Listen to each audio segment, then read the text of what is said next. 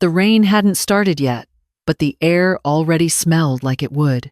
I was standing at the kitchen window with my second cup of tea going cold in my hand when Lily came in from the back porch still in her pajamas, her hair a loose tangle from sleep. She was supposed to be watching cartoons. Instead, she walked straight to me, the way she always did when something was sitting heavy in her chest, and she pressed her face against my arm. "Grandma," she said, her voice barely above a breath, "Uncle Mark is going to put you in a home." My hand stilled on the mug. She kept her cheek against my arm, not looking up. "He and Aunt Sandra were talking last night. I was under the table finishing my drawing. They didn't see me." She paused. "He said you're too old to live here alone. He said the house is too big. He said they could use the money." I set the mug down carefully on the counter. "What else did he say, sweetheart?" She finally looked up. Her eyes were serious, the way only a child's eyes can be, no filter, no softening, just the plain truth sitting right there on the surface. "He said you wouldn't fight it. He said you'd go quietly because that's how you are." I pulled her into a hug and held her there for a moment, my chin resting on the top of her head.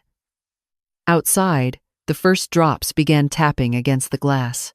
I kept my face calm because she was watching me, even with her eyes closed, the way children always watch through their skin, through the air, through something adults lose around the time they learn to pretend. "You did the right thing telling me?" I said. She nodded and went back to her cartoons.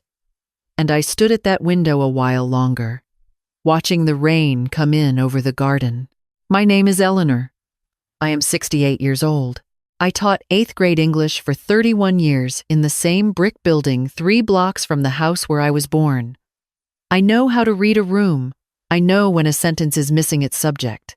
And I knew, standing at that window, that what my granddaughter had just told me was not new information so much as a confirmation of something I had been quietly cataloging for months.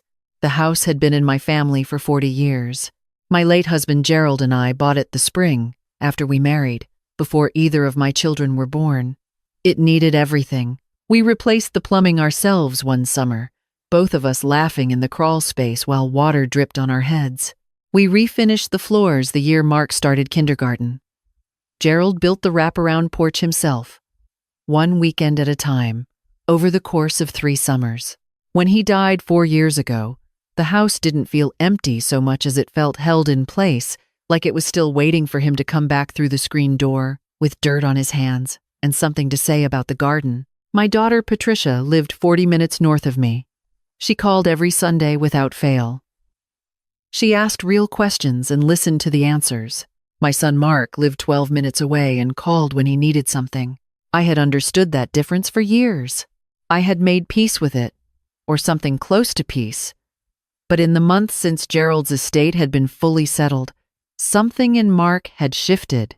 He had started showing up unannounced, walking through rooms with his hands in his pockets, making small comments about the upkeep, the square footage, the property taxes. Sandra followed close behind him on those visits, not quite touching anything but looking at everything, the way you look at a furniture showroom when you're deciding what to take home. I said nothing. I watched. Then Lily told me what she had heard, and I stopped watching and started moving. I called Patricia from my bedroom with the door closed. She picked up before the second ring. "Tell me," she said. She had always been like that, no preamble, no pleasantries when she heard something in my voice, just, "Tell me." I told her everything. Lily under the table with her sketchbook. Mark's voice low and certain. Sandra's agreement. "He said you'd go quietly," I said. "He said that's how you are." There was a silence on Patricia's end that I recognized. It was the silence of someone holding back the first thing that came to mind in order to say the second, more useful thing instead. Then she said, "How long has he been building toward this?" "Long enough," I said. "Does he know about the Hendersons?"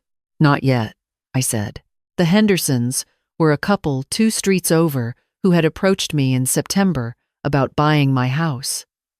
They had grown up in the neighborhood, moved away 30 years ago, and now their grandchildren lived nearby. They wanted to come back. They had made me a quiet, generous offer over coffee at my kitchen table, and I had told them I would think about it. I had been thinking about it ever since. Not because I felt pushed, but because I had been turning the idea over on my own, privately, the way you turn something in your hands until you know its weight. I had not told Mark. I had not told anyone except Patricia, and only just recently. Go see David this week, Patricia said, before anything else happens. David Reeves had been my attorney for 11 years. He was a careful man who never spoke faster than he needed to and never made you feel small for not knowing something. I had updated my will with him 2 years prior after Gerald passed, but there were things we hadn't revisited. I knew that. I had simply not felt urgency until now. I had it now. I called his office the next morning and was sitting across from him by Wednesday afternoon. He listened to everything without interrupting. When I finished, he leaned back slightly and folded his hands on the desk. "You're ahead of this," he said. "That matters more than people realize." We spent 2 hours going through documents. We reviewed my will, my medical directives, and a limited power of attorney I had signed years ago that gave Mark access to one of my savings accounts for emergencies. An arrangement that had seemed sensible when Gerald was sick and I was overwhelmed, but which now felt like a door I had left unlocked without meaning to. David drafted the revocation while I sat there. I signed it before I left. We also talked about the house. I told him about the Hendersons' offer. I told him I had been leaning toward accepting it for my own reasons. Not because anyone had pushed me, but because I had started imagining a different life. Something smaller and quieter, closer to Patricia, with a garden I could actually manage on my own. He nodded slowly. "If you move forward with the sale," he said, "you control where the proceeds go. A revocable living trust would give you the most flexibility and the clearest protection." We started the paperwork that day. I drove home in the early evening with the windows down and the radio off. The neighborhood looked the same as it always did at that hour, porch lights coming on, a dog pulling its leash, the smell of someone's dinner drifting out through a screen. But I felt different moving through it. Lighter, maybe, or just more certain of where I stood. I did not tell Mark I had been to see David. I did not tell him about the trust. I did not tell him about the Hendersons. I set my own pace and let him set his. He called the following Tuesday. His voice had that particular quality it got when he was preparing for something too smooth, too measured, like he had rehearsed the first sentence. "Hey, Mom, I was thinking we should all get together soon. Just family. It's been a while." "It has," I agreed. "How about Saturday? Sandra and I could bring dinner. Keep it simple." "That sounds fine," I said. After I hung up, I stood in the kitchen for a moment, looking at the wall where Gerald had hung a shelf the first year we moved in, slightly crooked, which he had promised to fix, and never did. I had straightened it myself eventually. He had laughed about that for years. I thought about what Lily had said. "He said you'd go quietly. He said that's how you are." I had spent a long time being quiet. It was true. Not out of weakness, but out of a particular kind of patience that can look like weakness to people who only pay attention to noise. I had been quiet through years of Gerald's illness. I had been quiet when Mark asked to borrow against my retirement savings in 2019, and I wrote him a check instead because it was easier than watching him struggle. I had been quiet when Sandra redecorated their kitchen using fixtures she'd picked out of a catalog and had shipped to my address because their HOA had rules about deliveries, and no one asked if that was convenient for me. I had been quiet for a long time. But there is a difference between choosing silence and having it chosen for you. I knew which one I was done with. On Thursday, Patricia drove down and spent the night. We sat on the porch after dinner the way we had since we were girls, her in the wicker chair, me on the swing, the neighborhood going dark around us. I told her everything that had happened since Lily's warning. The attorney, the revocation, the trust, the Hendersons. She listened with her tea in both hands and her face very still. "You've already done it," she said when I finished. "Most of it." "Almost," I said. She was quiet for a moment, Then, Lily is going to be with Mark and Sandra on Saturday? No, I said. She's staying with her other grandmother that weekend.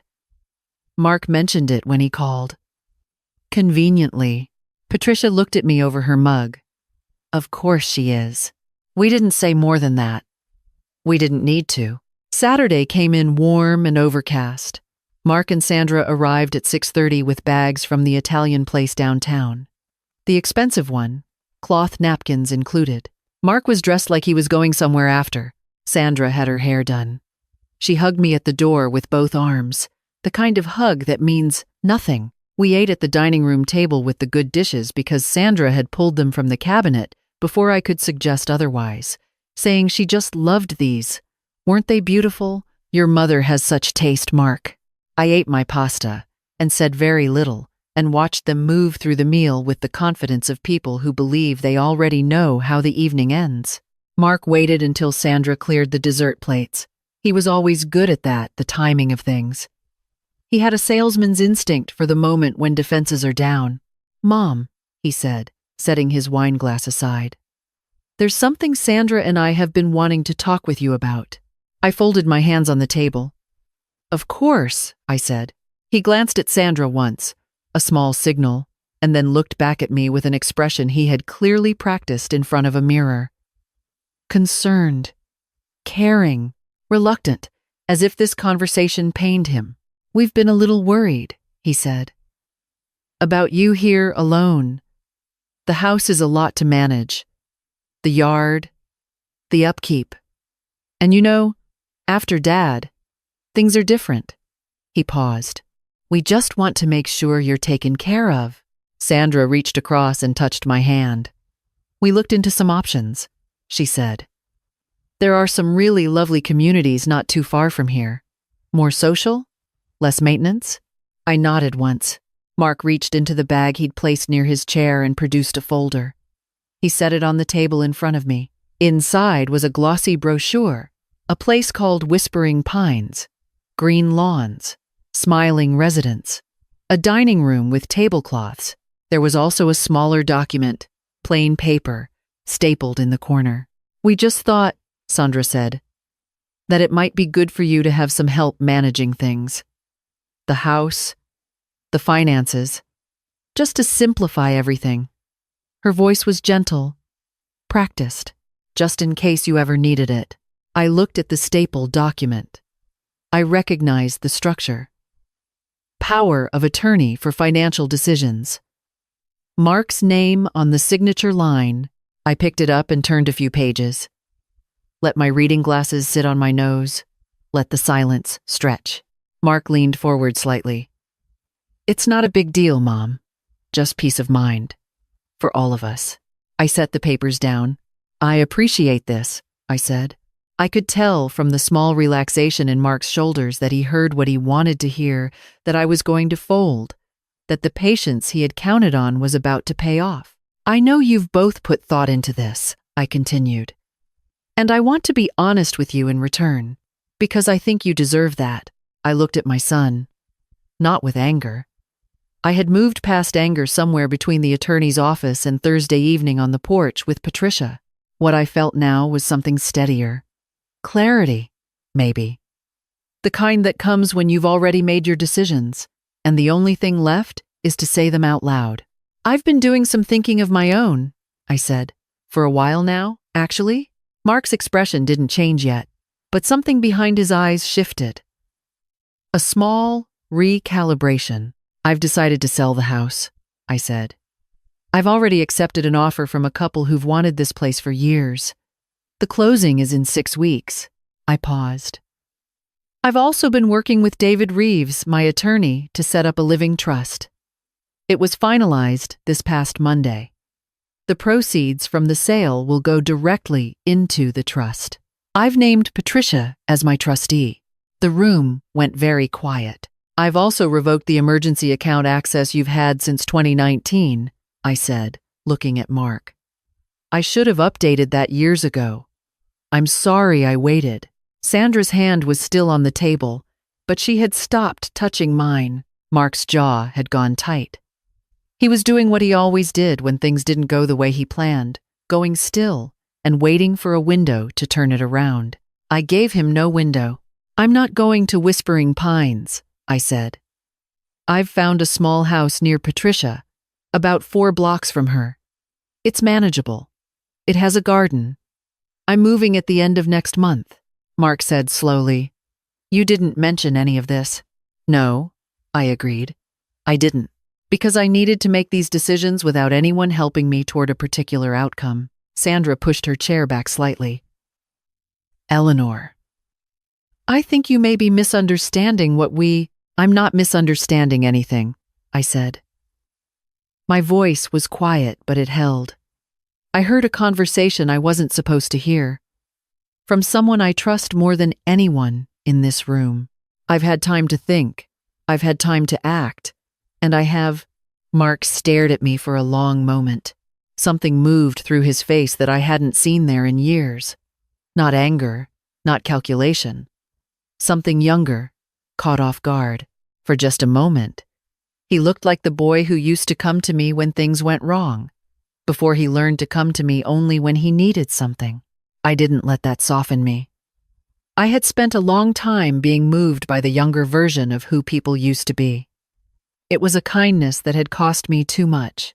"I think we should call it an early night," I said. "I'll walk you out." He didn't argue. Sandra gathered her bag and the folder and the glossy brochure. They left the way people leave when they came in expecting one thing and are walking out with something else entirely quietly, with nothing to say. I stood on the porch and watched their car back out of the driveway. The street was still. A dog barked somewhere down the block and then went quiet. I went inside and washed the good dishes by hand. Gerald had always said I was too careful with them, that dishes were for using. He was right about most things. Patricia was at my house by 9 the next morning, 2 coffees in a carrier, and that look she gets when she is trying not to say, "Told you so," but also absolutely has to say, "Told you so." "How did he take it?" she asked. I set the coffee on the table. "He was quiet," I said. She sat across from me. "And you?" "I'm fine." I said it, and meant it, because I had done what I set out to do, which was to stop the machinery of something before it took hold of me. That kind of fine is different from the fine you say when you want to end a conversation. It's earned. There is a particular grief in realizing your child has looked at you and seen mostly what you can give them. Not all children do this. Patricia never had. But Mark had been doing it for so long that at some point it stopped feeling like a wound and started feeling like weather. Just the condition of that relationship. The temperature it ran at. What changed was not the grief, but my willingness to keep arranging my life around it. I put the house on the market the following week for the Hendersons. It sold in 11 days. The neighbors brought flowers when they heard. The woman across the street, whose children I had watched grow up through that same kitchen window, hugged me in the driveway and said she was glad the house was going to someone who would love it. I thought, so am I. The packing took 3 weekends. Patricia came down for all of them. Lily came with her one Saturday and sat cross-legged on the living room floor helping me sort through old photographs, asking questions about everyone she didn't recognize. "Who's that?" "That's your great-aunt Carol. She looks mean." "She wasn't," I said. "She just never liked cameras." Lily held up a photo of Gerald at maybe 35, squinting into the sun with a hammer in his hand and sawdust on his shirt. "Is that Grandpa Gerald?" "Yes." She studied it seriously. "He looks like he was good at stuff." "He was," I said. "He really was." She set the photo carefully in the keep pile without being asked. I did not hear from Mark for 3 weeks. When he finally called, it was a Sunday afternoon. His voice was flatter than usual, the practiced smoothness gone. He asked if I had already closed on the house. I told him I had. He asked where I was moving. I told him. He was quiet for a moment, and then he said, "I hope you know we were just trying to help." I let that sit for a second. "I know that's what you told yourselves," I said. "Maybe someday we can talk about the difference between that and what you were actually planning, but not today." I said goodbye and meant it without anger. The new house was smaller by half, which turned out to be exactly right. 3 bedrooms, 2 baths, a narrow kitchen with a window above the sink that faced east. I planted tomatoes along the south wall in late April, a little late in the season, but they came up anyway. Everything stubborn eventually does. Patricia was 4 blocks away and came by most mornings when she didn't have work. We drank coffee on the back steps and talked about small things, the neighbors, the birds at the feeder, what to do about the rose bush that was getting too leggy on one side. Sometimes we talked about bigger things. Mostly we didn't need to. Lily visited every other weekend. She had appointed herself guardian of the tomatoes and checked them with more dedication than I had asked for. She kept a small notebook where she recorded their progress in handwriting that slanted left, the way mine did when I was young. She called it the garden log. She was very serious about it. One Saturday in June, she was out back with the notebook when I brought her a glass of lemonade and sat beside her on the garden step. She was drawing one of the tomato plants instead of writing about it, her tongue pressed to the corner of her mouth in concentration. "Grandma," she said without looking up. Are you happy here?" I looked at the garden. The tomatoes were coming in slow and green, the way they always do before they aren't. The air smelled like warm soil and cut grass and something sweet from the neighbor's yard. "Yes," I said. "I am." She nodded once, satisfied, and went back to her drawing. I sat beside her in the sun and let the morning go where it wanted. There was nowhere else I needed to be, nobody expecting me to be smaller than I was, more agreeable, more invisible, just the garden and the notebook and my granddaughter's hand moving across the page. Gerald had told me once, the last real summer we had together, that the bravest thing a person can do is refuse to disappear. He said it offhandedly, about something on the news, not about me, but I had kept the words all the same, the way you keep a thing you don't know you'll need yet. I knew now. I had stopped disappearing.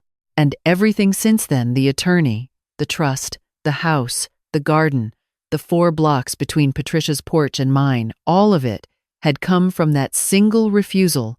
The morning light came through the east window while I washed the breakfast dishes. Lily was still in the garden. Patricia would be by in an hour. The tomatoes needed water and the rosebush needed something I hadn't figured out yet, but I had time to figure it out. That was the thing about a life that belonged to you. There was time. I dried my hands on the dish towel Gerald had picked out 20 years ago at a county fair, faded now to the color of sand, still folded over the oven handle where it always had been. Some things you carry forward not because they are useful, but because they are yours. I carried it forward, and I was not going quietly. Not anymore. Not ever again.